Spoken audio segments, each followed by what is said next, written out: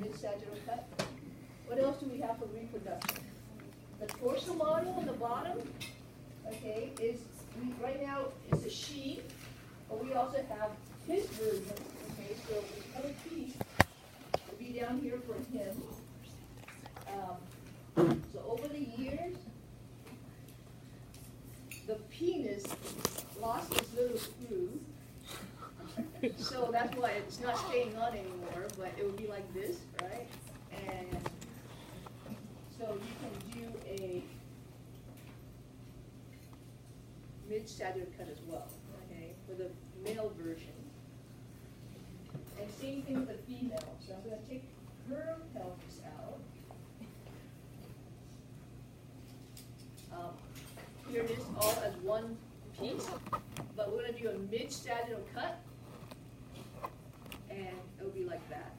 Okay. So very similar. They're all, like I said, they're all about the same. All the main points should be there. We have the same for this version as well. Okay, very similar. So anyway, go ahead and go through the list real fast. Okay, let's go through the female.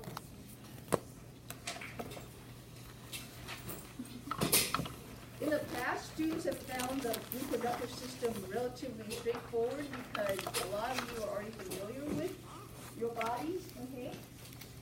So the list for female reproductive system, so to start with the ovary, that thing there is lateral, okay, it's lateral. So on the lateral wall of the pelvic will be the right and left ovary. And we might as well just cover this the way the egg will travel, because the little pathway is important. So we're going to number. The ovary would be the beginning start, right? That's where the egg is made. Okay, it'll be number one. Then it's going to go into this tube, okay, the fallopian tube. Now the fallopian tube is also known as what? Uterine tube. Okay, you guys see the list here? Okay, fallopian tube is also known as uterine tube, so you write either one on the test. So that would be number 2. But the thing is, the fallopian tube has different sections with different names. Okay, so see how I indented? Okay, so fimbriae is the beginning, so that's part A. So the edge here, it looks like fringes. That's fimbriae. Okay, it's the edge. And then comes this, where the fringes stop, and that's going to be the infundibulum. So this would be part B. Right here. So all of the fallopian tube, I'll do one color so that you know.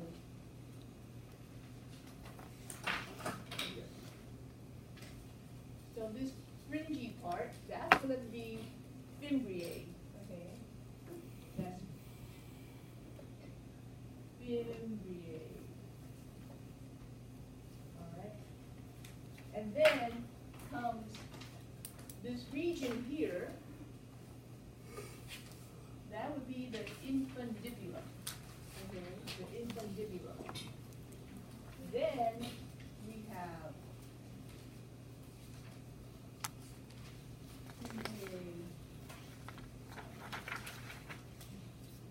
infundibulum. Then we have the next section, which is what? The ampulla, right? So this section here, all of this here, all that would be the ampulla, okay?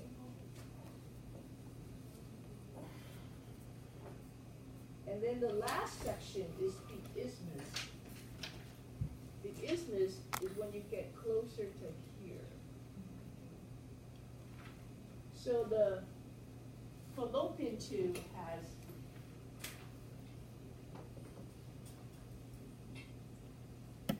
four separate sections. The whole thing from these fringes at the most lateral, that's fimbriae, then comes the infundibulum, then comes the ampulla, then comes the isthmus. So the whole thing is fallopian tube. Does that make sense? Okay. All right, then we have the uterus, okay? So that would be, if I go in order, so that'd be number 1, ovary, number 2, number 3, number 4, number 5, okay? Then comes the uterus, that would be number 6. This whole thing here, it's a very muscular organ. As you can imagine, it's gonna be holding the baby, right? And it's gonna contract when it's time to deliver, right? It's called labor pain. So what kind of muscle is here? Smooth muscle, okay, smooth muscle. All smooth muscle in that uterus. Okay, now the uterus has 3 layers, but for the test, I will only hold you responsible for 2 for the practicum. Okay. The innermost layer is this layer here, and that's the endometrium, and I'm outlining it in green. So that's the innermost layer. That's an important layer for next semester in physiology, because when we talk about the menstrual cycle, it's all about the endometrium. Okay, that green layer is the endometrium. And that's on your list. See how I indented? Okay, so endo is what? Prefix endo means inside, right? So that green layer is the endometrium. That's inside the uterus, part of the uterus. Okay? The bulk of the uterus, like I said, is all muscle, right? So all of this, the bulk of it, this is all myometrium. Because myo means what? Muscle. Muscle. All myometrium. Okay, so the bulk of this, from here to here, is all myometrium. You said that's smooth muscle? Yes, it's all smooth muscle. Okay. So practically the whole wall is myometrium. Okay. All right.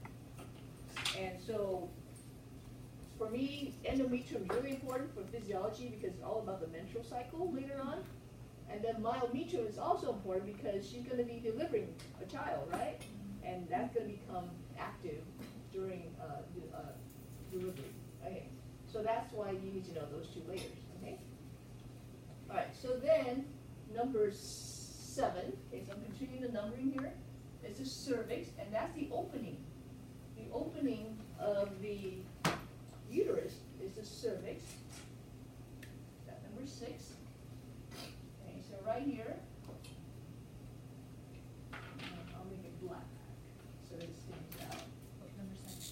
So right here, all of this is the cervix. I'm sorry, number 7. Number 7. And this cervix, if she's not pregnant, is a tiny little pinhole, just big enough for sperm to come through and her menstrual product to come through. But when she's ready to deliver, she dilates. You guys heard about dilation, right before delivery? This little pinhole dilates to 10 centimeters. How big is 10 centimeters? From here to here is 10 centimeters. Big enough for a baby.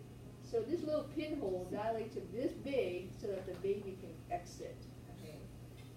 It's a pinhole when she's not pregnant. That's a miracle. You think about it. Okay. But anyway, let's move on. So the baby comes out the cervix, right? And then it will then be in the vagina. So that'd be number 8. All of this here is the vagina. Where is the vagina? Did they not leave? Oh, here it is. 8 is vagina. Okay. And then the baby's outside. Okay. But so now we go to the external genitalia for her. Okay, external genitals for her. The first would be a little pair of lips. Lips in Latin is what? Anyone know? Labia, right. So labia minor, the little lips, pair of lips, and that's going to be number 9, right? So vagina, then comes the labia minor. That's this area here. This is minor. And then outside of that, in anatomy, we don't waste words. So why do we call this a minor? Because there is a major lips out here, and that would be labia major. And that's all this area out here, which can definitely be external genitalia. You have a question, Kathy? On the list, it says labium minus. Yeah. Do you want us to write minor or minus? Okay, so labium is singular. So labia is plural. Okay, so we have a pair of lips, right? So that's why labia is talking about both sides. But here, actually, this should be labium because it's only one of the two pair of lips, right? Minus is Latin, true Latin. Minor is English. So whatever your call, you can either say labia minus or labia minor. I understand what you're saying. Okay. And actually, it should be labia minora to be exact. But anyway, I won't go there. Okay, so minus majus is more Latin. Okay, right? Does that make sense? And that completes the path that the baby would travel. Oh, because you mentioned egg, and now you're talking baby. Right. The egg starts here, but if she fertilized the egg, then it becomes the baby. Oh. Right. Yeah. So egg starts there.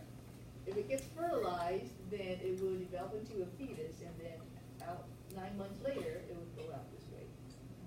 Okay. All right. Now there are other organs that you should know for her, and it starts with clitoris. Okay. Has nothing to do with the path that the baby would follow, but it is important, and you should know her anatomy. So where are we? The clitoris is here. Wow, they didn't label it. Amazing. Okay, little thing right here is in the very front. Okay. So we have her vagina, then we have her urinary bladder for the urine, and her urethra to pee. Okay, so by the way, we're going to do both urinary and reproductive together. Okay. So I'm done with the reproductive for her. Can I erase?